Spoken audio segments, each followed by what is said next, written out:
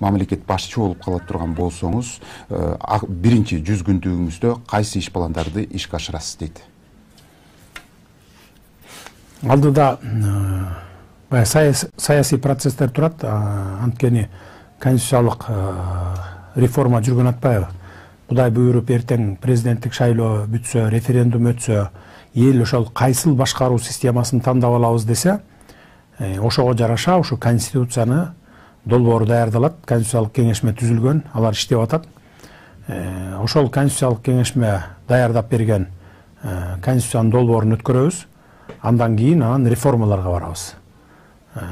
Өкмөттүн структуралары түзүлөт, жаңыдан баягы бардыгы оптималдаштырылат, ошого жараша мыйзамдар жазылат, андан кийин анан конституциялык, то есть баягы жогорку кеңештин шайлоосу өтөт.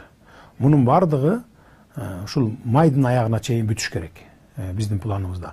Бирок биз аны күтүп отурбайбыз. Кудай буйруп президенттик шайлоодон өтүп калсак, бул экономика жагына колго алабыз. Экономика жагын, инвесторлорду тартып келүү боюнча пландар турат, жолугушуулар турат алдыда. Кудай буйрса ошол боюнча экономика боюнча иш алып бара беребиз. А так мына ушул майдын аягында жаңы жогорку кеңеш келгенден кийин анан баягы иштер башталат да, реформалар башталат, экономикалык, саясий жана башка.